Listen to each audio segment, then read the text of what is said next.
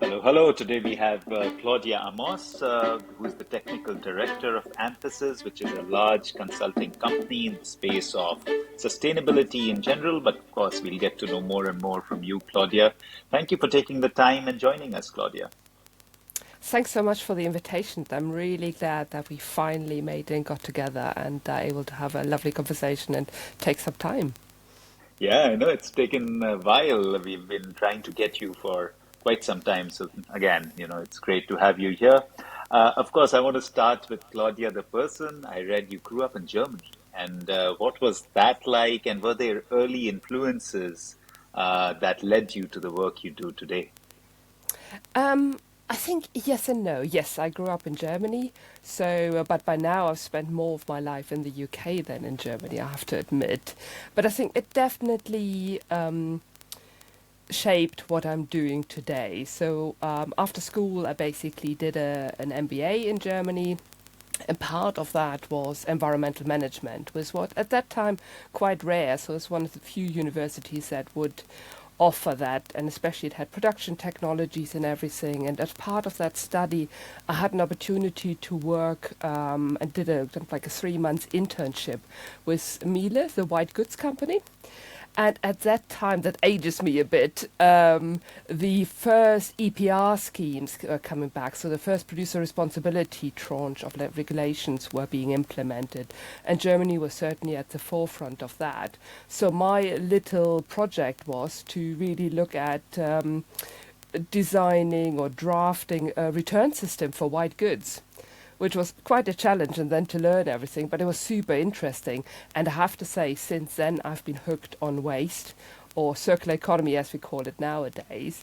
But that really sparked my interest, and that has really comes through all of my career. So after that, I finished my degree in Germany. I spent a bit of time in the UK working for a plastics consultancy, then went back to the UK to study, did an MSc in the UK, trying to marry the economics, the philosophy, and the social side of environmental behavior and behavior change. So that was an MSc that was really looking at how can we change society to do better and have less of an environmental impact. And that was really, really interesting.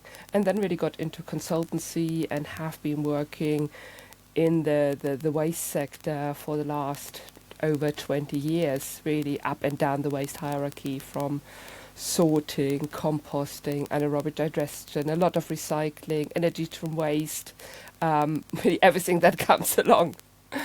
I know, and we'll definitely get into all of that. I want to know more about the early influence from what you said in the white goods sector. Was it when you talk about returns, is it used equipment and how do you dispose that? Or is it more like new equipment that people don't like and they return? No, that was, as I said, the first tranche of producer responsibility regulations. So that was suddenly the challenge for producers was how do we take our products back? And at that time, because Miele did a lot of or sell a lot of their goods through their own distribution network.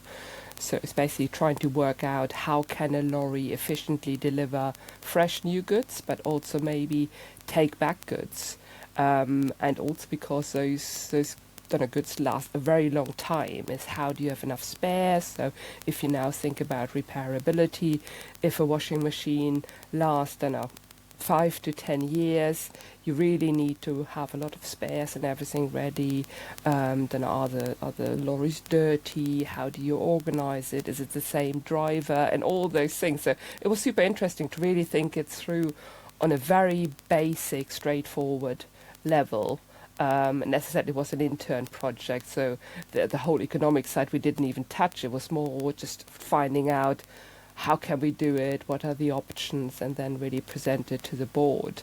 And it was very, very complex, but I think that has really given me a very bottom-up knowledge of how difficult it is. So sometimes as a consultant you design strategies and have good ideas, but it also needs to be operable and manageable on the ground.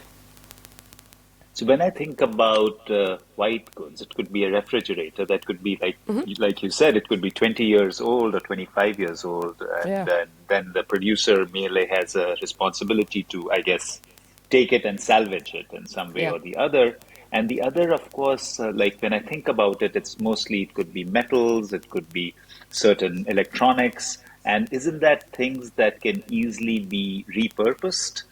Or was that what you guys were trying to build? Well, I think that was part of the question, and just kind of like, then bear with me, that was over 20 years, or 25 years ago now, so I have to say the details of the project I can't really remember.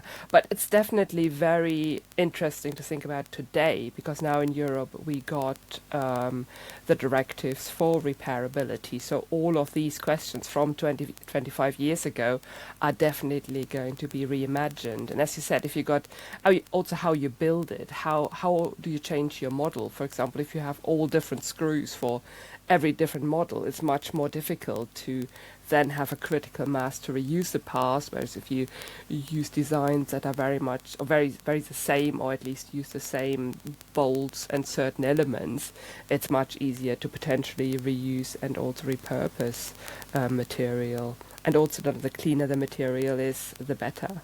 But it's definitely difficult, and repairability is what we want, because if we think about our waste hierarchy, we have, don't know, avoid waste, reduce it, and then really reuse and recycle. So thinking about the reuse of individual components or the whole product, I think is really, really important, and definitely a very timely and up-to-date subject. Yeah, and my intrigue comes from the fact that I don't think about it that much. You know, our minds are mostly focused on single-use materials rather than these big materials. And of course, when as soon as you were talking about it, I could imagine these big yards of wasted electronics and things like that. And I thought, that is true. Like my mind doesn't think enough about it, and that's why the intrigue. The other thing I'm intrigued by is that you talked about it a little bit, your choice of education, your Masters of Science in Ecology and Society, because I just felt that was so apt. And considering that it was way before its time, in a way, Yes. today it's so apt. So what intrigued you to go that direction, and how did that training, learning impact the direction you wanted to take in life? That's actually a quite nice little story. So in my final year in Germany under this MBA, my professor did a big study into, I think it was mainly in Germany, about environmental behavior and also perception. So what came out of that study was that most people in Germany thought of themselves as very environmentally conscious, and it was definitely high on their mind and high on their agenda, but they weren't prepared to pay for it.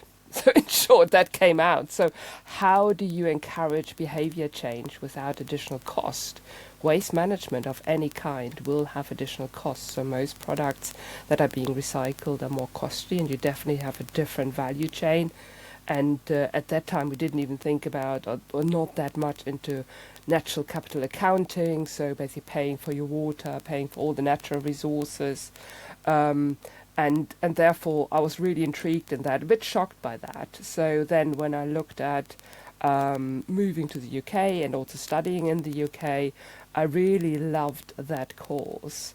And as I said, there was a really cool mixture of sociology, philosophy. So there was a lot of philosophy around scarcity and abundance, different concept of ownership and rights. So where does my right to consume end or start, and where your right starts? And I think that's really, really important if we now think about who's a polluter in this world and who's experiencing most of, for example, the plastic pollution.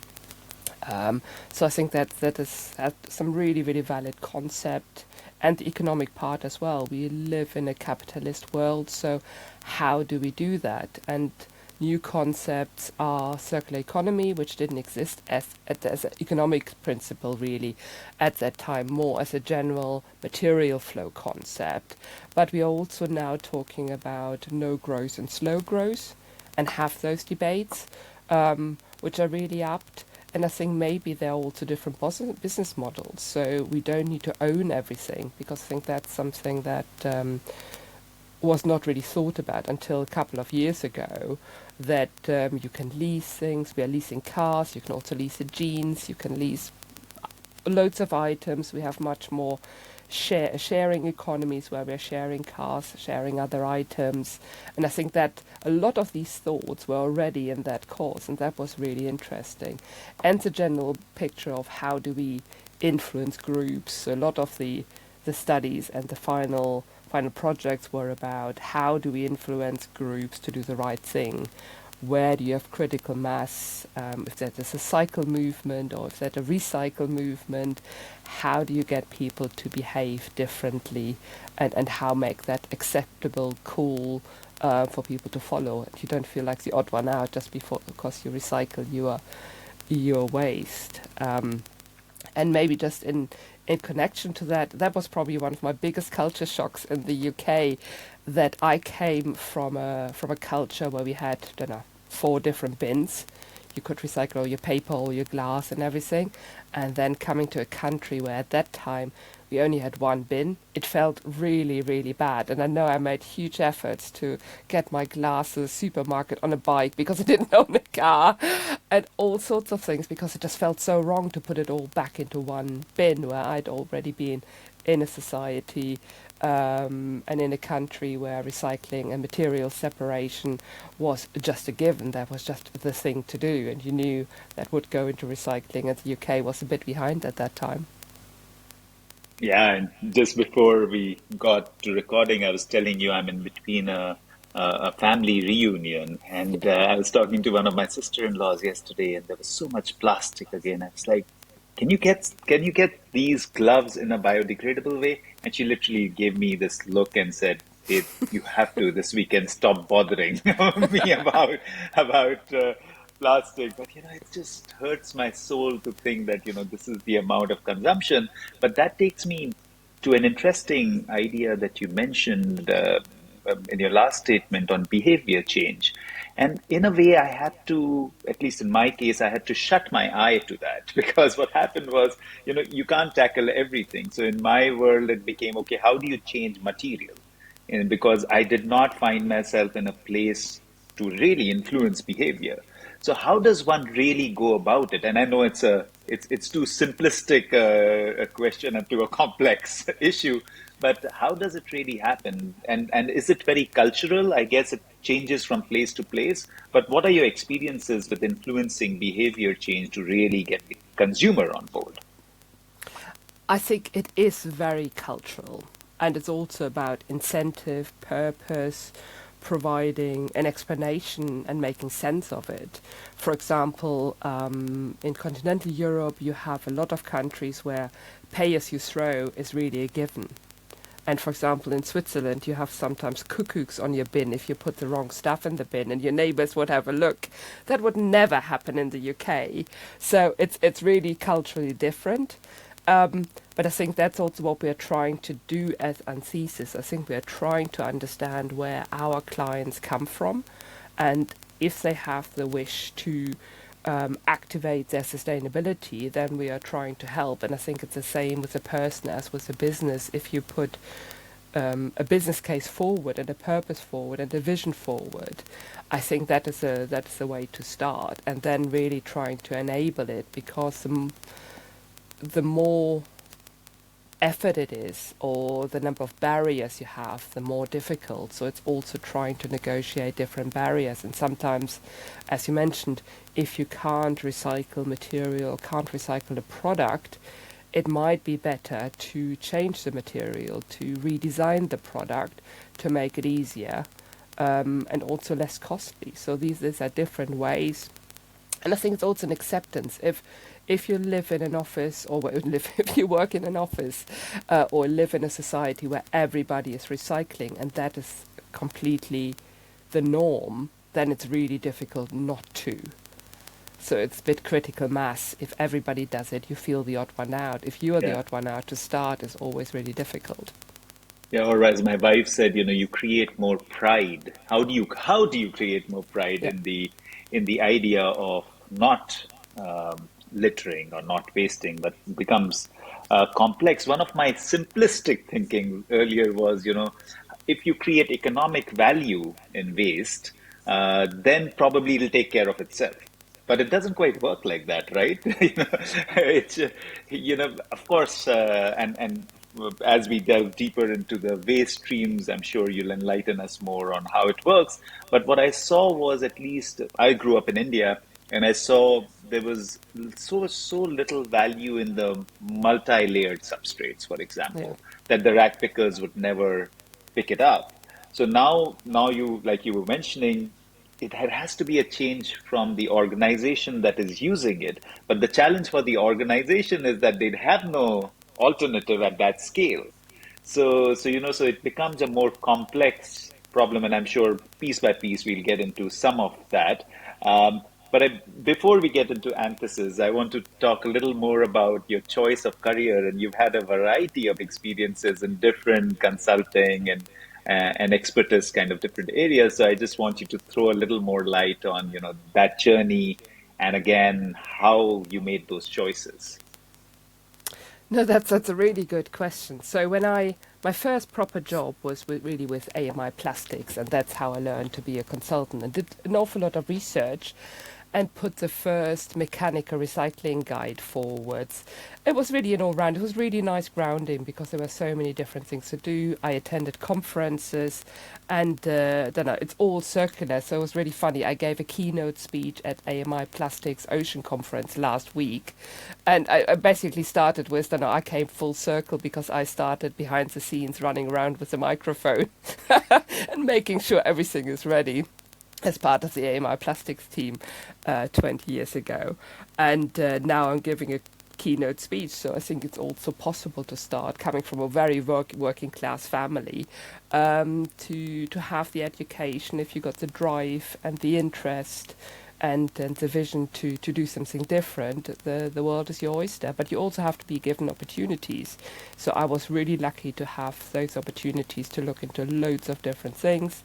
Then I worked for a consultancy that was focusing more on waste technologies, and I had some really good mentors. So I had a fantastic mentor who taught me a lot about business, business development, just the commercial side, really, how to be a consultant, how to behave, how to sell business, how to deliver project. And at the same time, one of the technical directors there gave me a really, really good grounding in the technology, because clearly I wasn't an engineer. I was coming from the economic and then science side or sociology side. And I was always interested. I love a good factory visit. I love going to recycling plants and see how it's actually done on the ground.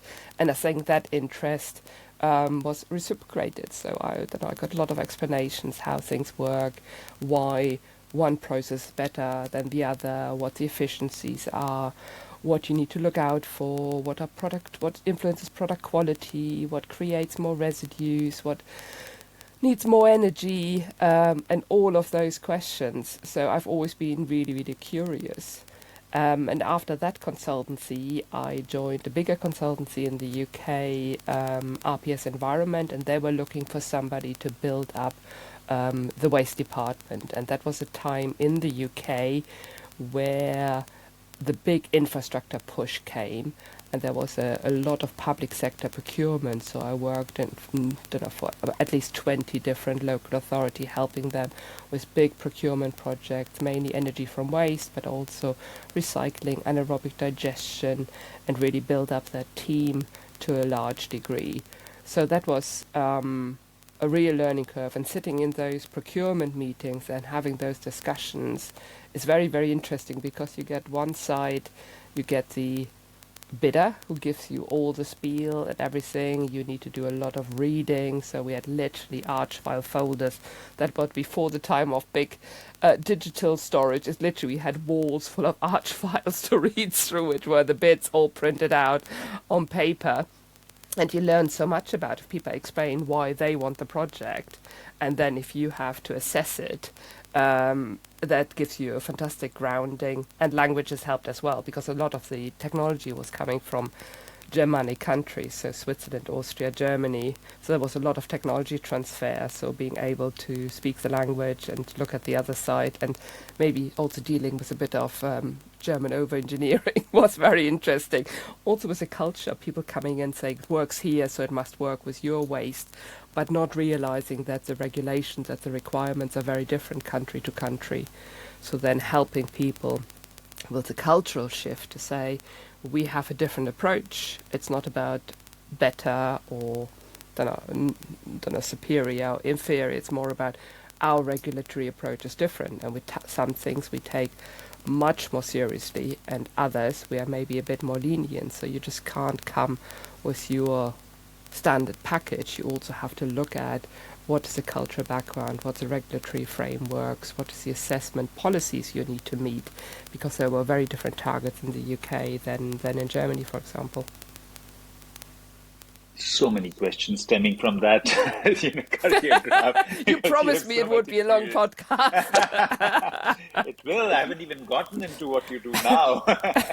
But the first thing, so you when you mentioned in the beginning with AMI plastic, a mechanical recycling guide. Is it to do with how do you take something and chop it into different pieces? What does that mean? Just from a listener's perspective, and of course from Yeah. my own learning as well. Yeah. No, these are more, at that time, there were more lists. So it basically was a list of the key European recyclers, where people could literally look up to say, I got this material and I would like to get it recycled. And most of it was post-industrial waste, so end-of-factory waste. So let's say a BMW or somebody else was looking at, then okay, I got loads of bumpers, they weren't making the spec, what do I do with them? So then they would be able to look them up and find a recycler that could recycle the material. At the same time, it would also give a really good overview about the size of the industry, all the data you need to understand the market structure in different countries. So that was the background data as well. But it was a quite simple document, more a list of different recyclers. But by specking what are important information people would like to know about a recycler, it really gets you into understanding how people would look for something, then what do they need to understand, then what the volume may be, what are the polymers they are doing. I can't really remember where they are, so lots of maps and details about contact details. So at that time, they could literally phone them up and say, we got 5 tons of polypropylene. Would you be able to recycle that and send it back to us? Because then we can reuse it in the production.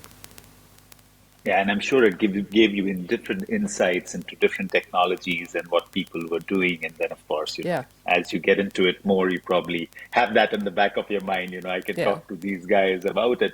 The other one, which I experienced, and you mentioned it, and you clearly have experience in that, is the whole energy from waste, refuse derived fuel, which also became a very big thing in India at one point. And it was very interesting because biomass was so limited. yeah, But at least in India, what we found was the ratio of wet is to dry was not right in a way. So the quality of the refuse derived fuel was extremely poor because there was almost 70% wet waste. So would love to learn from you on how that works, the refuse derived fuel or energy from waste. The other thing which I'm always intrigued by in that domain is that when we look at it from a basic science principle, that everything changes form, but ultimately stays within the ozone layer. And how does that impact? Because we also went to countries like Singapore at one point where we were trying to introduce more compostable materials, but they were like, we are not interested because we use all our plastics to generate energy. And if we remove all the plastic, then how are you going to generate energy? So there's a dichotomy there. So how do you address these two things? One is the quality of the fuel itself from waste, and of course, I know many of the countries, like Nordic countries, even import waste. And then how does the technology work so that the materials are not actually leaving gases in the air or something like that? yeah. So the first one is, I think we need to go a bit back, a bit of the history of waste management, because if you think about it, initially the waste management was mainly a public service. It was about public health, it was about cleanliness, it was about safety, and really reducing illnesses all round. Then I think we moved into an era about landfill and landfill diversion. And that's really where the energy from waste come in. So we had a bit of recycling, we had this waste hierarchy principle, but the focus was really we collect some materials separately, we recycle those, and then there's an awful lot of material still left, and that's the residual waste. And that was the waste that was supposed to go to waste to energy because it wasn't allowed into landfill anymore because of landfill bans or landfill taxation. While these initial type of regulations were very much aimed at putting it into recycling, it had a bit of a counter effect that it was go to energy from waste because the volumes were high. That was the easy way forward. You could create renewable energy because the plants in Europe really need to be recovering energy, so they couldn't just blow it up and just burn it up. It would need to be recovered in terms of heat and electricity. So that was one of answering a bit of your questions regarding the gases and where it goes. And I think now we have the era of the circular economy where we're really thinking about, okay, out of landfill, we always will have some amount of residual waste, but the majority should really go into recycling and reuse. And this is where we are. So I think it's a bit historic where we are going and where the regulations are. And when you ask me about behavior change, a lot of the time because behavior didn't change or didn't change quick enough, we had all these market interventions. And unfortunately, some of the market interventions didn't really go the pathway, maybe how they were originally intended, or they went only halfway. I done a landfill to energy from waste instead of landfill to recycling. So I think that's part of it, that as soon as you start to intervene into a market and you set regulations, people will find the best path through it and the cheapest path through it. So, and I think we can see that happening when we did the study last year with the Circulate Initiative in Vietnam, India, Indonesia, and Thailand. It's similar. It's also then waste to energy is coming really to replace illegal dams. Landfills are full, and it might be one step, but then there's also recycling, and the RDF situation is really difficult.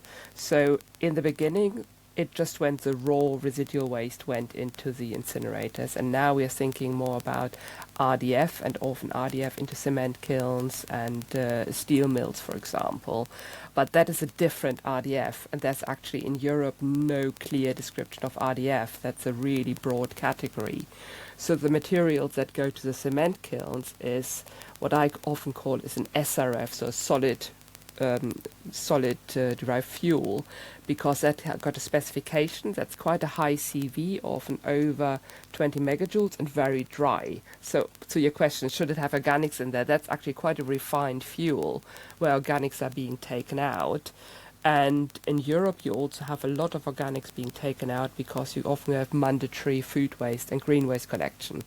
So that already changes our waste composition and our residual waste composition. And we can see, I think it was in Thailand that there, and also in India, that there are some real efforts to have this wet waste being separated from the residual waste. Firstly, to reduce mass, because food waste and green waste is very heavy because it's wet. And then also the volume, and we know there are other options like composting and so on, where you can really create more value from the wet material and the food waste material. So I think, answer to your question to the first part, there is a historic reason why that's an option, and that fuel has been changing over time and is still changing now. Now we are trying to get plastics out of the residual waste. That reduces the CV a bit, but the wet element has a bigger impact, really. And we have been accounting for this in mass, so in tonnage. So we haven't really looked at CO2, and now we're starting to look at CO2, and then the composition is changing again, because clearly if you have a lot of plastics in the residual waste, you have a lot of CO2 in there, and suddenly you have to pay carbon taxes on that. So the cheapest way is to remove the plastics out of your residual waste before it goes into your energy from waste plant. And I think that's what I also love about the industry. It's constantly changing. There's always development. There's always new stuff. There's new stuff to learn and understand. And having that carbon economy is really helping to understand us a bit more about the chemical content, and then really looking at energy from waste is the right way, or should that, for example, be converted into sustainable aviation fuel because it's suitable for that as well, or as a replacement fuel, for example, cement kilns to reduce coal and reduce oil and have that as a sustainable fuel, or more sustainable fuel than fossil fuels. Okay, and a bunch of questions that emerge from there as well. I've just Because answered one. there's, You can't just ask more every time. yeah, I know it's because there's so much to learn in this, and um, again, it connects to what we were talking about earlier in terms of behavior change. What at least I found was that if you don't segregate at source, it becomes a very expensive exercise as we go further down the stream to actually remove everything. And then, of course, there's contaminants coming in. So one was, like at least regulatory, and in a place like India, it was very difficult to implement that, that how do you implement Absolutely. something like segregation at source? We were even at one point, we were running a program in the city, and we realized that people are just not going to do it. And of course, we had no regulatory authority. It was more a volunteer program. But what we started doing was that the guy who would collect the garbage would actually do the segregation at the cart. But there was never any way to actually find out how non-contaminated the garbage was, because we were trying to, we were just trying to see if we could take zero garbage to a landfill or a land dump in India. It's not really even a landfill. Um, but the two questions that I had was that first is you said removing plastic from the waste. I thought that is what will burn. So to clarify that for me, I thought that is what is going to give the highest calorific value. And the second was you talked about creating fuel from the waste. And I've heard about this a lot. But as far as I have understood, it's so expensive. And of course, I'm talking about pyrolysis and that sort of thing, that it never really becomes economical. And I don't know how the quality of fuel is. So, yeah, I'd love to learn from you how that works. Yeah, I think firstly to the cost of source segregation. It is the cheapest way because it's done by somebody else and not paid by the state. But there are also a lot of models. For example, in Indonesia, you have a lot of waste banks where people bring source segregated material and then get paid money into an account. So it's literally like a bank. So you monetize the segregated materials you bring. So that's one way to incentivize it, to have good quality of material. But especially in these countries, what we found, and that was a bit what my paper was about last week, was that only addresses 10% of the plastics in the waste. 90% is in the mixed waste. And we still don't get it out. So I feel it will still pay, and also has a higher security of supply if you have sorting plants. And if they're efficient sorting plant, yes, there is a cost, but it's definitely an efficient way to get different materials and to get to the vast majority of material. And I think that's why we need to look at if we have a formal waste system or if we have a more informal waste system. The drivers are very, very different. And what I loved about looking into India was also the absolutely fantastic entrepreneurial spirit about how people recycle and reuse and repurpose materials. Similar in Vietnam in craft villages. That's a real business where people are doing exactly what we are trying to do in a very complicated way in the West. So it's not all good or bad. I think it's very different systems. On the plastic removal, I think you have to understand where it goes. In a normal big waste incineration plant or waste to energy plant, the CV expectation is actually not that high. They don't want too much or too high a CV in the waste, because they're normally spec'd around 10 megajoules per kilogram, and that's probably and they're making their money from the tonnage. So how they're spec'd is you create a certain amount of gas or energy, and then you spec how much waste you need to create that amount of gas. The higher your CV or energy content per ton of waste, the lower the volume, because it's basically a multiplication. So if it's 10 times So 2, you get interesting. 2 times 2. Yeah. If you got 5, you got 4, and you get paid for the tonnage. So your interest is to get the maximum tonnage through, and you want a lower CV. So that actually works with the economics of the waste to energy industry. With cement kilns is different, because they are used to taking coal with a higher CV, so they need the high CV and the dry, and they love the plastics in there. But again, they also got carbon taxation, carbon targets, so they have to be careful that they don't have too much in there, and especially no PVC, so there are no chlorine, because that damages the plant. So that is really the rationale around it. And then your final question was about using it in aviation fuel. I think this is the next stage. And about costs, I think those plants are quite large.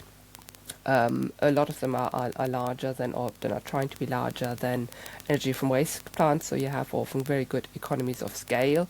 And again, it's what value do we want to get out of these RDFs and these solid fuels? And the technology is definitely coming, and there's a huge support, because the alternatives of decarbonizing the aviation industry, there are not that many options. And as you said very early on, to have all of this with biomass is also not in our interest, because biomass is either nature, biodiversity, or are we using land for food, or are we using it for energy crops? I think that's a really key discussion. And in Europe, there's the ILUC, the Industrial Land Use Directive, which basically is very prescriptive if you can use the land for energy crops, and where you get subsidies for renewable fuels or not. So basically, land that can be used for food won't get renewable energy subsidies if you are growing, let's say, maize for anaerobic digestion plants. So they have really tried to limit the use of land for non-food crops. Two more clarifications. What happens to something like a multi-layered substrate, a flexible packaging, a potato chip bag? How do you see that becoming a resource rather than something that will always sort of be a challenge? Because again, non-recyclable, non-compostable, of course. And the other one, which I found was really challenging, at least because of the mixing in India, at least, was the medical waste. Yeah. And how does one tackle that? Because everything ultimately goes into that same landfill system. So yeah, I would love to hear your thoughts on those two. Multi-layer is definitely an issue. Depending on what it is, there's a lot of chemical recycling technology being developed now, and that can clearly take these type of multi-layer packaging if it's polyolefins, because the polyolefins creates a pyrolysis oil, and that's the output, and then we can create new polymers from it or use it as fuel as well. So that's one way to go. And I think then there is more and more drive towards lightweighting, so reducing the packaging amount, also maybe monolayer, but that's not always possible. So there are different factors. And then there's clearly also the compostable plastic side. So I think we have done as well, got bio-based, where we have polymers that are created with biological or organic sources, or we have the compostable, and then we got the overlap where some polymers are bio-based and compostable or biodegradable. So I think that's another way. And for me, I'm really technology agnostic. For me, it's horses for courses, and also this is not a fixed point. I think my thinking has developed over time, as everybody else's. As I said, we always learn in this job, and there's always new technology coming out as well. So people find cleverer mousetraps, better systems, and we need to see not everything that's new or novel is good. but there's definitely people are developing these things and getting funded to do R&D really with the purpose and the aim to create more sustainable solutions. So there's a huge drive to do things better, do things differently. And what about medical waste? How The does that medical live? waste, yeah, we have looked at that. I mean, there's different types of medical waste. So there's more like clinical waste where you have blood and other contamination sources, which is really, really difficult and really needs to go into a high temperature incinerator to be cleanly disposed of, or an autoclave system to be sterilized. If it's more medical devices, then I think often the problem is how do you disassemble the components? It's the same problem as with Wii. You got the plastic cover, which is easily recyclable, but then you also got gases, you got other contamination. So the cleaning, sorting, separation is a key issue, and I think that's also where a lot of companies are looking at redesign. You often need take-back schemes because often it is recyclable, but not through your normal waste management channels or waste collection channels. So often the link is between recyclability and what we often do with our clients is, so you look at the material recyclability. What are you using to create your product or packaging? Is that recyclable in principle? And then you can have a look, is it also recyclable as a product, or is it glued together in the way, or covered or contaminated during use, and so on? Is that stopping recyclability? And then you come to a point where you say, technically, this is recyclable. And then you have to look over the fence and see, is there actually the recycling infrastructure? So is there a plant, a technology that can recycle it? And where is it, and what is that, and how widely available is there? Is there one in the whole wide world, or is there, 10 around your little town everywhere? And then how do we connect this part from technical recyclability at the consumer to the infrastructure? And that's a collection or take-back system.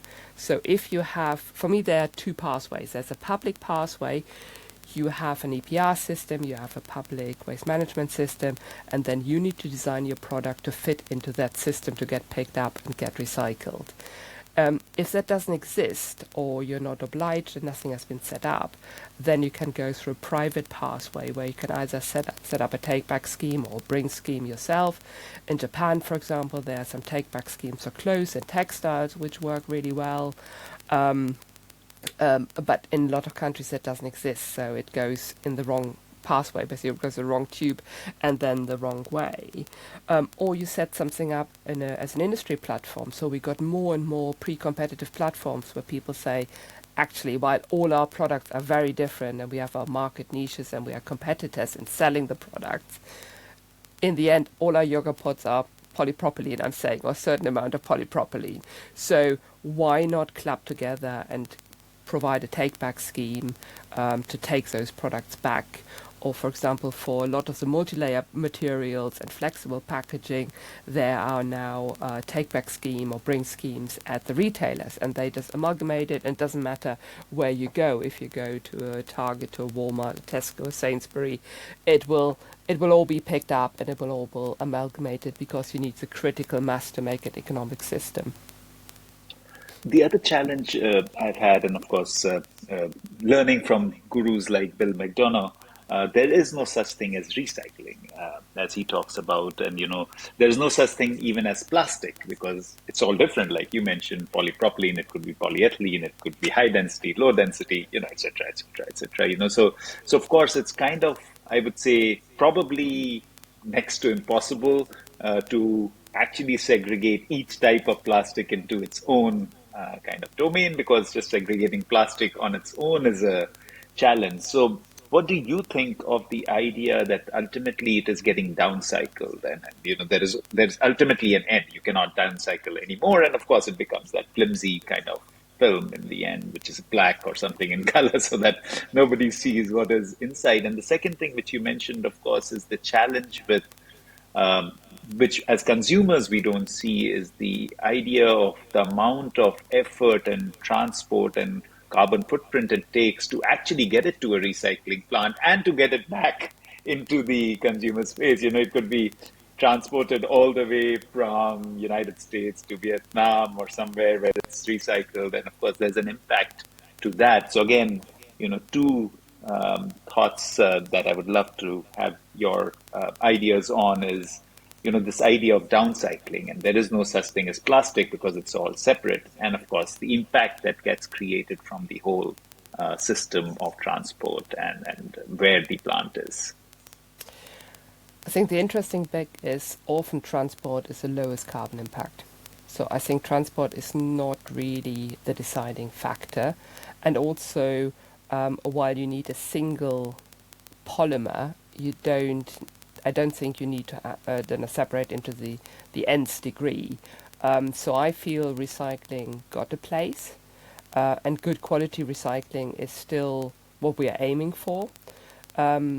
But I think we also need to think about what is it doing? It's replacing fossil fuel. So while reduction of consumption is definitely our highest aim and reuse, we also have to realistic. If we produce something, then recycling could be an option, and it all fits into this kind of waste hierarchy thinking in terms of it. Should we make everything into fence post and kind of like traffic furniture? No, not at all.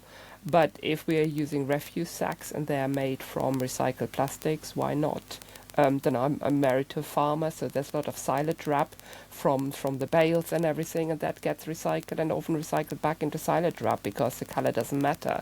So I think there are also products that are there for. But on the food packaging, yes, I think we are struggling to create good quality recyclables using the mechanical pass, and especially food grade to food grade, because we don't want any contamination in there. But that's where chemical recycling often comes in, where you have a different route and a different pathway, but you also have to look at it. When we did the study 2 years ago with the Closed Loop Partnership and the Center of Circularity, we did some very detailed modeling, or I'm saying we, in our partner and us, Environmental Clarity, did some very detailed modeling where we literally compared like for like. So we compared the whole life cycle to see what is better, creating virgin plastics or creating recycled plastics in a whole lot of different means. And it's a publicly available report, so everybody can download that and also download the methodology for that, which is a bit different to the normal life cycle assessment because it takes into account how many cycles you can do. So with mechanical recycling, people say it's 5 to 7 cycles, then the material is not good enough. That might even be a bit high, it might be lower for some materials, and depends on how it's being collected and what it is. But with chemical recycling, because you're going back to the hydrocarbon, you get much better quality, and with a lot of the materials you have really good quality, and therefore you have a lot of ways you can recycle it and a lot of cycles in there. On the other end, you also got a higher carbon impact for those technologies, and while they varied on a scale, they were all better than creating virgin plastics. So then I think the choice is not consuming and not producing. Absolutely fair enough, but if we produce, then I feel recycling got a place, but we need to look at it. We need to definitely be cognizant also where we recycled. Don't know. We need to get our act together in Europe and North America and build up our recycling infrastructure, because sending it to Southeast Asia or to Turkey nowadays or to Poland is just not an option. And on the other end, we need to enable other countries to recycle properly, because a lot of our production is in those countries. And I think that economic value should also not go out, because there's environmental pollution on one side, but then there's also the enormous amount of resources that are there, and that should stay in those countries. The value should stay there, and then we buy the product and pay for it properly. So I think the location of recycling facilities is definitely something to look at, also from a social and an ethical aspect, because often we are trying to have those, dirty industries in countries where nobody can see it.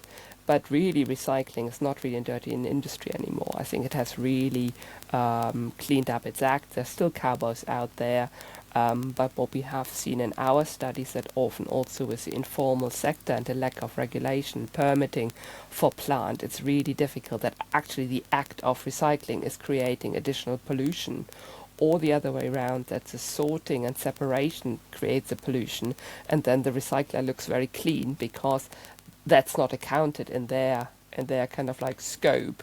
So yeah, so I think it's difficult. It's really looking at it in detail, and I find it really hard to make a general statement to say it's not good or it's better. I think definitely reduction, non-consumption is the best, and anything else we have to have a really close look at what makes sense. And that's also it's interesting you mentioned that. Number one, thank you so much for like informing me that transport is not as high a impact, because I always felt that that's huge. You're transporting something halfway across the world and then recovering 50% or something like that. But it's great to know that it's not as high as I had probably assumed. And the other part that you mentioned in passing was the biomass side, and then using biomass as a fuel. Uh, what do you think about using waste biomass? Because of course, people use sugarcane waste. We've used rice husk in the Hmm. past, but in the end, it is still creating a lot of ash, for example, which may or Yeah. may not be used. It could have better usages. You could compost it and do that. But is that lesser of the two evils? How do you see it? How do you see that idea of a waste biomass being used? Yeah, I think again, if it replaces fossil fuel, it's definitely better, even from than a life cycle analysis. And I think what we are now looking at, for example, is also at biochar. So using different types of technology like hydrothermal reactions, lower temperature pyrolysis, to actually create a fertilizer type substance to improve soil mass. And that's going back to we have done some things, and they were not always done the best. They were the best at that time, but we are starting to have new technologies, a new option where we can actually do that. So we can create some energy, but we can also create other fertilizers or soil improvers that can be used and that really have very good value and get you a bit over the ash problem. Yeah, then, and also the ash you have is actually not, well, if it's not hazardous, then obviously rice husk and so on, it's quite a benign product. So it's definitely there, but there are uses for it to drive it. And also rice husk is a residue, isn't it? It's not, there's nothing else. And I think that's always also in Europe, the question is, do you get the wood chips out of the forest, or should it stay there to create humus, new topsoil to create it? So I think that's a decision again, where it makes sense, and if also the volumes that are being used. And I think that's the same with carbon offsetting or insetting. Is it better to have to reduce it all, or to be able to carbon offset it with other measures? So I don't think in our industry and the whole sustainability there's always one right answer. I think there's a lot of options, and you have to look, and you have to create the evidence to make a good decision. And think that's what we are trying to do at Anthesis. That's why, I don't know, we got a whole set of experts. I mean, I've got about 1,000 colleagues now, and it's really nice. I can reach in loads of different places to get an expert to say, you know, I understand this part, but I don't understand the carbon part, or I don't understand the water part, because that's often with bio-based materials. CO2 looks fantastic, and then if you look at the water balance and monoculture and social and ethical impacts, it's often a bit more difficult to say it's a good material. So that's why then it sounds a bit weaselly, and as if I can't make up my mind, but I believe it's true that you have to look at the evidence, and you have to understand the questions you need to ask. And if you don't know what questions to ask and how to inquire and critically assess something, then there are loads of experts out there and loads of people who know a lot about different things. So 53 and a half minutes into the conversation, and let's get to Anthesis now. I'm glad you mentioned that, and I heard your dog finally give up and bark. So you Yeah. said earlier you managed to put him out, but I know he must be growing impatient as well. But yeah, I'd love to know about Anthesis, and for the listeners as well. I know that there's a wide spectrum, and you mentioned 1,000 colleagues. I had read 800, so of course it's grown more, and then so there's a wide spectrum of activity all within. It seems to be all within the sustainability space, but it goes as wide as even branding and things like that. So, would love to know the how Anthesis even evolved and how it started and what it does and what are the areas that it addresses. Absolutely. So Anthesis was really founded with the aim to have a global sustainability consultancy, and it started in the US and the UK with the acquisition of a number of companies, including the company I worked for. And trying to bring all of the skills that are needed to make exactly those decisions and address sustainability. And the more we understood, the more we also identified the services we need. So if I do the technical assessment, have the options assessment, or my colleagues do a sustainability report, somebody needs to communicate that. And the communication and the presentation is really, really important for people to understand. And a lot of these subjects are very, very complex, very data-driven, and not everybody loves an Excel spreadsheet. So I think that was the whole idea of having a whole host of services together and really providing a global opportunity. And we understand ourselves as partners, so we work with our clients in partnership and trying to identify areas to improve sustainability. That is sometimes compliance, that is beyond compliance, that could be carbon assessment, life cycle assessment, that can be waste option assessment, packaging footprinting, infrastructure assessment. We look at water. We really look at, we got soil, we got a regenerative agricultural practice, we got sustainable chemistry. So if my polymer knowledge runs out, I have colleagues I can ask to say, actually, what about the chemical composition? Is that recyclable? Don't know, what are the hazardous material additives I need to be aware of? And that's a whole ethos around Anthesis. So today, as I said, we are over 1,000 people. We are all around the globe, North America, South America, Middle East, most European countries. We're starting to expand into Asia. I got a colleague in China and Hong Kong. And in the recent weeks, we just merged with Walbrook, who are now providing more expertise on the social and ethical side of the ESG, so the environmental, social and governance assessments, and also better branding and design and labeling with Charles Cannon in Switzerland, who have joined us just a couple of days ago. And actually today the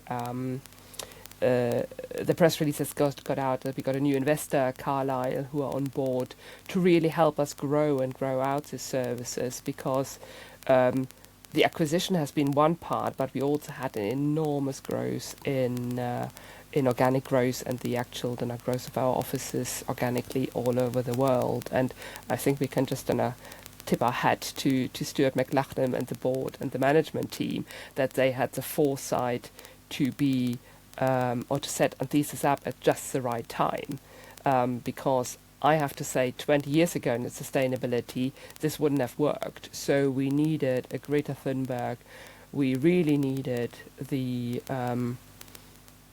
data around climate change, and we are in the decisive decade, and it's becoming clear every day, and everybody understands that what the impact of our daily chores and daily work and daily living standard is. So I think that is something where Anthesis really tapped in and provides solution.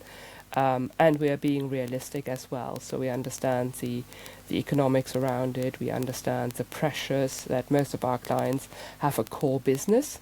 But sustainability is actually becoming the core business, because about 5-6 years ago, at the early stages, there was always a sustainability manager somewhere in a cupboard with a small portfolio, not even tapped into the board with a remit basically to do compliance. Nowadays, sustainability is a boardroom and a C-suite subject. and there's not one sustainability manager, there's a whole department. All sustainability is part of the core activity, and I think that has really changed, and that's maybe also then creating the behavior change we have all been looking for, that if the corporates behave differently and think about sustainability as a real risk to their business every day, if it's supply chains, consumer behavior, and so on, that creates a change, and that's really where we are very, very busy in supporting clients and hopefully doing a bit better for the world and creating a world where everybody can thrive. And I'm sure you are. But looking at the gamut of activities that you guys do, I'm sure, and then we'll get into your clients because you have like the who's who of the world trying to work with you. So what are the key areas where you get the maximum demand? You know, is it LCAs? Is it what is the biggest side of that consultancy, or what are the biggest two, three that the clients are asking for? And that question comes from the perspective of what is troubling people most, and that's where they will run to you. So, Yeah. so what is that, and what are those areas that you get the maximum inquiries for? I think it's really hard to say. So I sit in the production and consumption side of Anthesis. So that's basically circular resources, and then it's clearly in the waste department or circular economy sector. So we do an awful lot of packaging, footprinting, packaging assessment, recycling roadmaps, implementation of circular economy, because circular economy is very complex. So where do you start? Do you start at the waste end sometimes? Sometimes we start really at the packaging and design end, or somewhere in the middle. And then yeah, it's really hard to say. There's a lot of net zero activity, so around LCAs, but also offsetting, insetting, then a carbon certification, sustainability reporting. So I think it's fairly evenly matched, and a lot of times we do different things for the client. So they come with one problem or one symptom they have or one service area they need, and that might be driven by compliance, or that might be driven by then a cost they're incurring. And then we often work with them on a lot of different subjects, really as an extended service. So it's really hard to say where most of the demand is. And I think that's where how we are being set up is really to do exactly that. So they get a global service and the same level of service all over the world, because they are global companies. So they need to understand how they tackle the problem in North America, as well as in Southeast Asia, as well as in Europe, or in a specific country in Europe, because even if we often have European framework regulations, we still have national interpretation. So it's a bit of a jungle to see. Then even just in a small part of Belgium, you might have a different target level than somewhere else. So it's quite having this detailed knowledge, and then having the local colleagues that understand the local circumstances is really important. And what we're trying to do is really have this cooperation. We don't have any silos. We have a really open management systems that our project teams are being put together to what the client needs. So if you would ask who's my team, it's really difficult to describe. I got a certain team that are kind of like within the line management realm, but then when I put a project team together, I might work this week with colleagues in North America, and the sustainable chemistry practice, because I got a specific project. On another project, I work purely with the UK waste team, because it's a very waste-orientated project. We're doing a big innovation project for a client, so that's worldwide, trying to look at innovation screening, new technologies, what is the next big thing, and what could be a long-term solution to their problems. So it's a really wide variety of subjects, clients, and geographies we are working in. And that makes it fun and interesting. Slightly challenging, Yeah, sometimes I'm sure. stressful, but definitely good fun. Yeah, and I saw like you were in over 40 countries. And again, when I look at the list of your clients like Cisco, Gap, Unilever, Johnson and Johnson, these are all behemoths. And of course, they probably have their own specialists as well. But of course, you're probably offering a service that they cannot do it internally or not as effectively, and hence they come to you. So I wanted to understand is there a lot of effort that you guys have to do in terms of business development and pitching, or it's just coming? It's just the time is now and things are Yeah. just coming and you have to decide what you take and what you don't take. How does that work? I think a bit of both. I think one of the things what we are very good at, we looked also the type of services we supply. So we started really early on to have a digital offering, and for example, develop our own software and develop our own digital products to do things more efficiently and more effectively. So that's often a service that clients really appreciate. Instead of working through their own Excel spreadsheets, we got some digital product and tools that can be used, if that's a footprinting tool or an assessment tool, or we built a cool farm tool absolutely ages ago, circularity metrics, risk assessment on the ESG side, materiality assessment. So these are ready-made tools that we can use with our clients to make this really streamlined, quick, and much more cost efficient. So I think that's a bit different, but we're also different than other consultancies because we have the own development teams to design those products and make those fit for purpose. We got for example, big city tool that our cities team developed where local authorities can screen what are the best measures to reduce CO2 and to see if achieve their CO2 targets. And that has been a tool that was built for them. So now it's basically cities got able to use it. What are other tools? For example, in the UK, we built a smallish tool for local authorities just to model the impact of different collection systems. So what is the cost in changing collection systems, and what do you get out? So that's, I think, something where software would normally not something in a sustainability practice, but I think because of that added service, a bit similar to the reporting, the branding, the communication, is all part of the package because you can't just do one thing and then hand it over to somebody. Because even in discussion with my branding colleagues and design colleagues, I got a lot of technical nows, and they understand how to take that forward, and they ask very different questions to somebody in my own team because they are not subject matter experts, but I need to find a way to explain something really complex, and then they can visualize it, they can take it forward.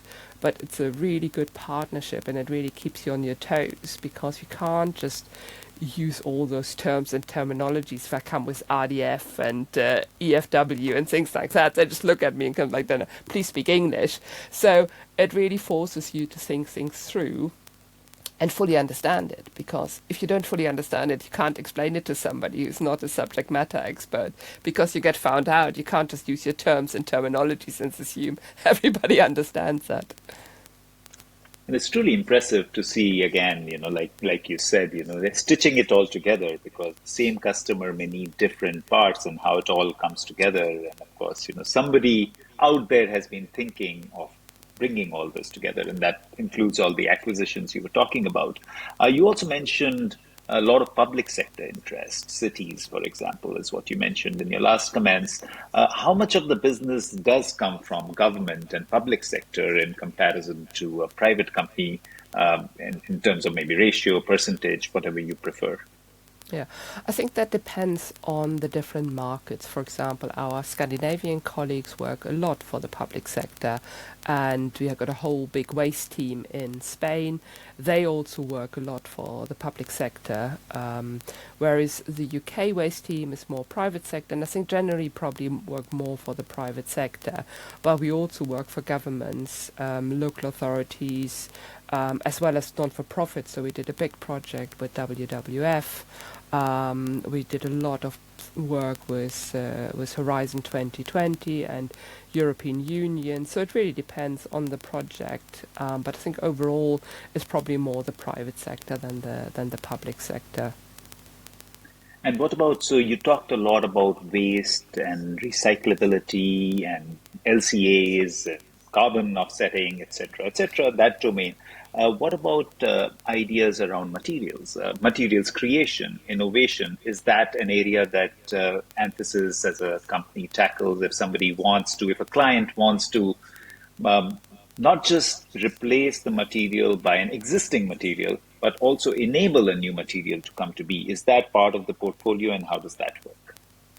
More in terms of innovation research. So we wouldn't develop the material ourselves, but we could, for example, our sustainable chemistry team, or we got some packaging engineers as part of the team.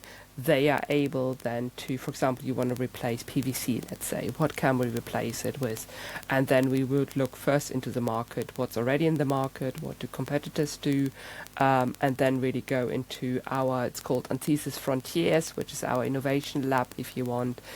There's my colleague Emily Bartlett got a fantastic database where she's tracking those new materials innovations we come across, because I do, while our waste is my key subject, my main work is really in commercial due diligence, so helping investors invest into waste, renewable, biomass plant and infrastructure, or companies.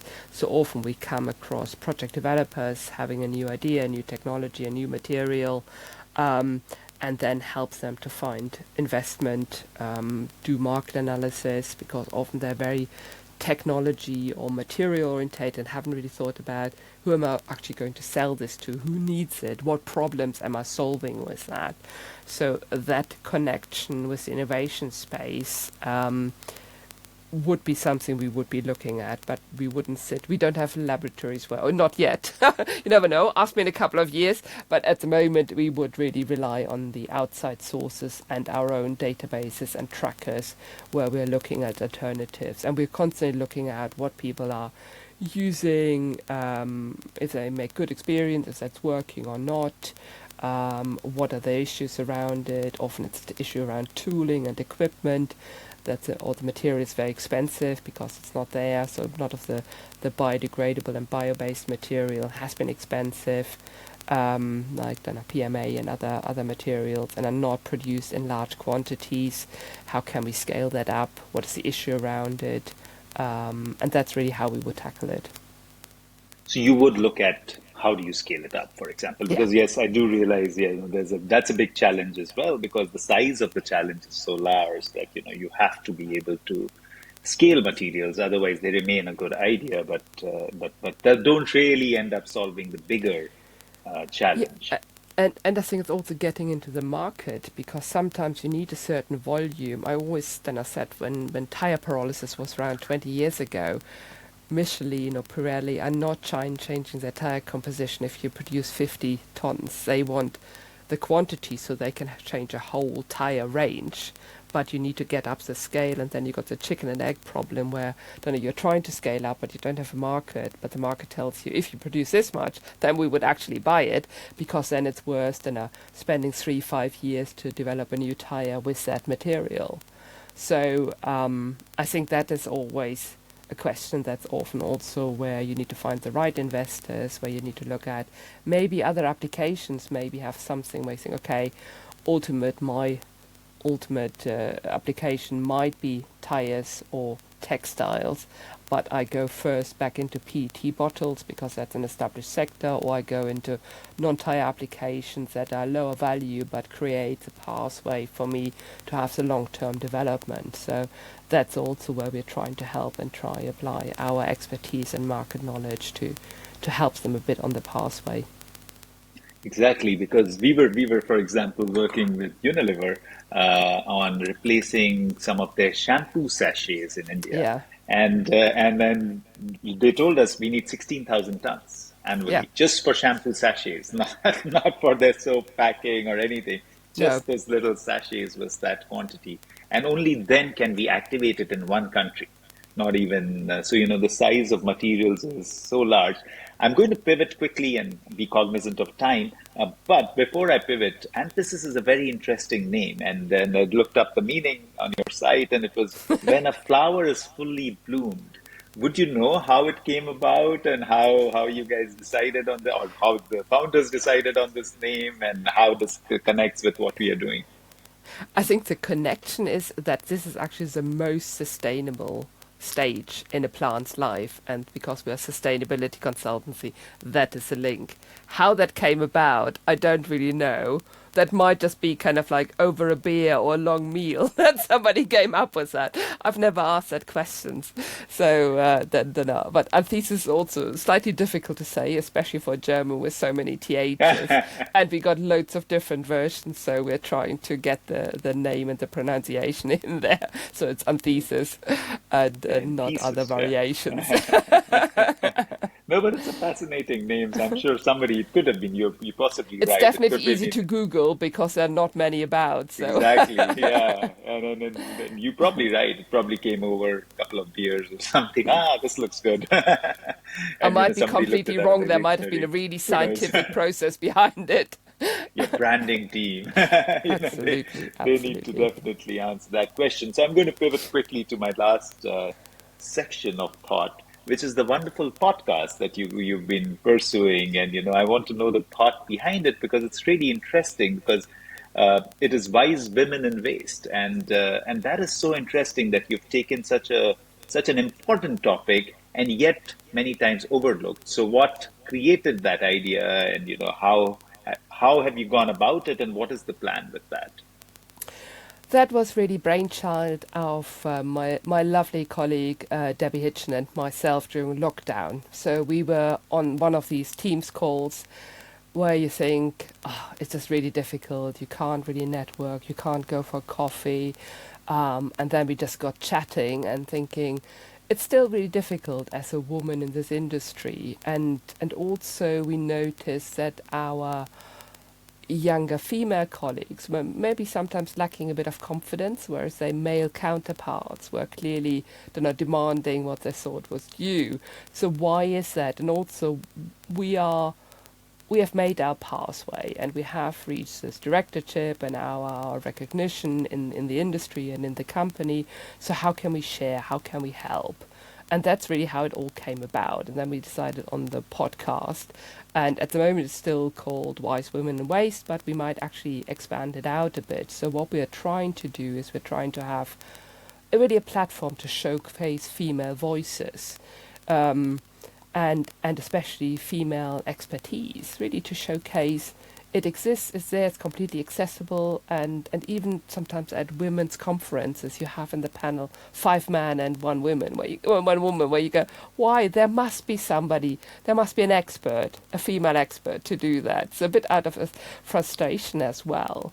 And then we just really enjoyed ourselves. So similar to you, we have a bit on what pathways, and that has been super interesting. We had people who came literally, from landfill operator, regulator into the industry, people who went to a kind of like a combustion plant or power plant with their dad and got really fixed on engineering. We got philosophy, policy, politics students that got into waste. It's just wonderful, and it's really good fun to chat and have this conversation, and it's being listened to. And in a lot of our interviews, people are saying, then I listened to your podcast, and that is super nice. And the nicest thing was with an interview for a new male colleague. He actually said, I really loved it because I learned so much, because nobody tells me these things, that is an issue. And from a male perspective, it's a super interesting because, I don't know, how can I know? And it's absolutely fine. It's that is so cool and so lovely to hear that you actually thought, oh, this is super interesting. This is how these guys think. So it's great fun, and we do it regularly, and we have external guests, and we have fellow colleagues, and sometimes it's a bit more technical, sometimes it's a bit more philosophical. So we're trying to keep it fresh and really also now do different languages, so make it more accessible in different languages, hopefully. So I'm not looking forward to my first German one, but I guess I will struggle through.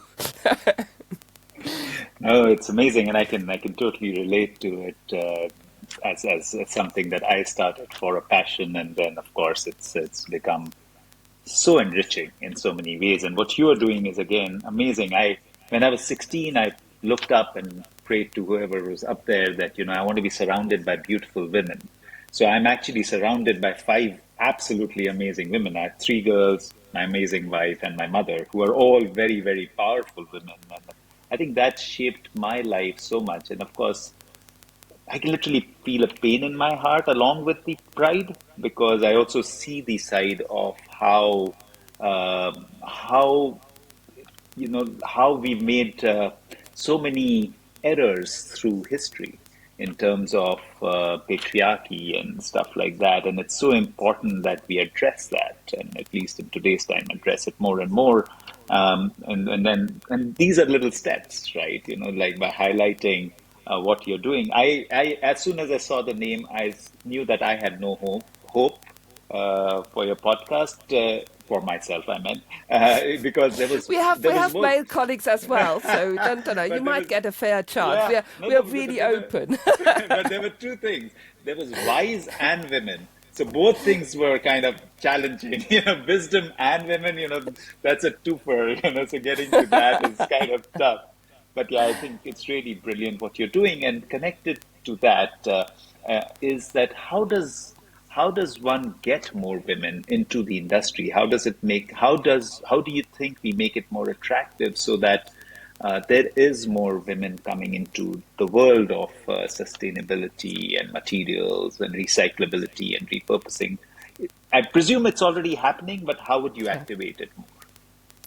I think it is happening, and I think the key is fair recruitment processes. I think we all got an unconscious bias, so it's really having a recruitment process where you look at the capabilities and the references and give people a chance to a certain degree apply blind. So we have like a bit of a when we recruit, we just get literally a description and answers to a set of questions we have put out for a certain purpose before we see the CV. So I've no idea if it's male or female, old or young, ethnicity, religion, no idea. And then we get the CVs when we think, yeah, from a skills level and expression and so on, this would fit with the position I'm recruiting for, and then we get the CVs and the interviews. I think it's also actively promoting diversity and celebrating that, and being very conscious that we need a bit of everything. So, for example, I had a not a very female, I had a 100% female project team. And actually, I was looking for a man because I don't think it's good to have all women either. We need both perspective, both thoughts, and that's the same in terms of other diversity issues.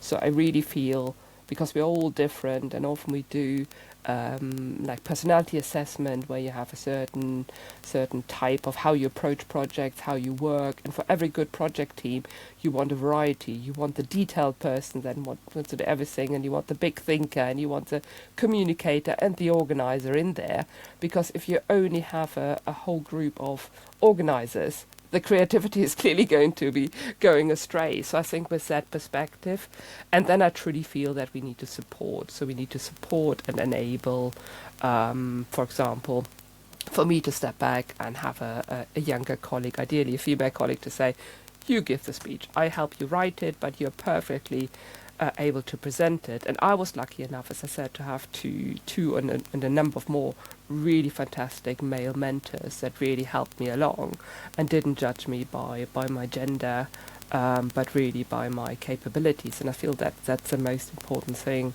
to look at capabilities, and that maybe provide a bit of a confidence boost as well sometimes in terms of being supporting. And we all had done a bad experiences that weren't so nice. And I think the big change within the last 2 years with the Me Too movement is that we're allowing people to say, I really feel uncomfortable you having your arm on my elbow. That might have been meant really nice, but I don't like this physical contact, and I don't think I would have been confident enough to say that 10 years ago. But also enabling and schooling our colleagues to say, don't know, if you feel uncomfortable, be very polite, but also very determined. You don't need to apologize. You just need to state that I don't feel comfortable. Can you please take a step back? I don't need a kiss on the cheek. I don't know you that well, or any other side, and be very firm, but also very determined. And maybe also sometimes I think that helps for the male population to remind them that they have daughters, and if they would like their daughters to be treated like that, they should think about that, how they would like to, their mother, their wife, their daughters to be treated. And I find that's a very, very powerful image, because as you said, you got a certain expectations how your family would like to be treated, and sometimes people forget about that. Yeah, and it's so important that there was a friend of mine, again, a very powerful woman who took me to this book called Defined by Design, and it opened my eyes because, you just don't think as a man, you don't think about how everything is designed by a man for Yeah. men, and it's so amazing. And Seatbelts are one of the best things, so I it's know. There's so many unbelievable. things that, I keep seeing these lines outside a female toilet, and the male toilet will be totally free. And of course, Yeah. you've made it the same size with a very different system, So it's crazy. And yeah, but okay. I'm cognizant of time, so I'm going to just to take it towards closure. And usually, there's a question that I ask on how would you think about scaling the company. I'm going to ask you a different one. How do you, because you're seeing a bigger, more holistic and a worldwide perspective as Anthesis, so how do you see the world changing in the next 10 to 20 years? And because you would have more insight into what is really happening. And what is the positive landscape that you see? And if there is any, if you see any pitfalls, what are those in the next 10 to 20 years? I see a lot of positive change, and I think looking at a positive impact or not having an impact, I think it's really the key how we need to look at the world. And at Anthesis, we are just developing our own impact strategy and our own impact framework, so we can really do what we preach to others and really assess our own view of the world and how we tackle that. I think my major concern is, can we do this quick enough, and how can we speed it up? Because time is not on our side, and how can we create really, really quick change? And for me, that might also then people to look at their standard of living, how we live, how we consume, how we see the world. And maybe standard of living is not everything, and consumption is not everything, and look more at interrelationship, especially after COVID and others. I think a lot of people looked more into their social relationship, where's purpose, what am I doing, and I think that that's really the positive change. And in terms of technology and policy, there's a lot underway, but if we rely on market intervention or technology development, again, that's not a quick fix. So I think we really need to make sure that we work together, collaborate, and work in cooperation, because this is also not to be solved by one nation or by one company. So I think we need to work together, learn from each other, and really be open to learn and do the right thing. And that might not be the easy or the nice option. It might be a very difficult option. Yeah, convenient. It definitely won't Yeah. be the convenient option. Yeah. Yeah, and I'm at least happy to hear that you see it more on the positive side than challenging side. So that's good to hear. And of course, my last question to you is, what does good garbage mean to you? I think best garbage is no garbage. And the second one is probably recyclable garbage, so as recyclable or reusable as possible. So no garbage, that are products that don't create garbage for a very long time, and then as easily recycle it as possible. Super, Claudia. Thank you so much for being. This was literally like a masterclass for me. There was so much to learn from you and your experience. Thank you for sharing all your wisdom on this. I look forward to hopefully meeting you in person sometime and sharing more from you and learning more from you. Thank you for your time, and thank you for being on the show. Thank you so much for all your questions and all your time and your enthusiasm and creating this really lovely atmosphere for the podcast. So it was an absolute pleasure to be here today.